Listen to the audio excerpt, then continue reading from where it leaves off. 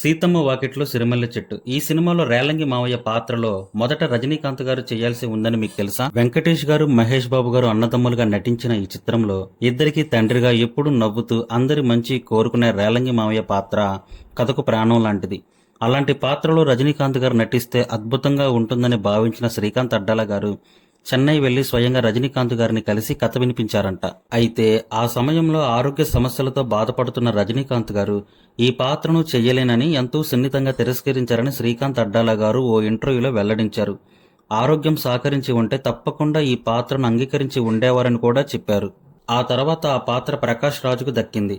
ఆయన తన అద్భుతమైన నటనతో రేలంగి మావయ్య పాత్రకు చిరస్థాయిగా నిలిచిపోయే గుర్తింపు తీసుకొచ్చారు. 2013 జనవరి 11న సంక్రాంతి కానుకగా విడుదలైన సీతమ్మ వాకిట్లో సిరిమల్లె చెట్టు ఘన విజయం సాధించడంలో ప్రకాష్ రాజు నటన కీలక పాత్ర పోషించిందని చెప్పడంలో ఎలాంటి అతిశయోక్తి లేదు. Do subscribe for more content.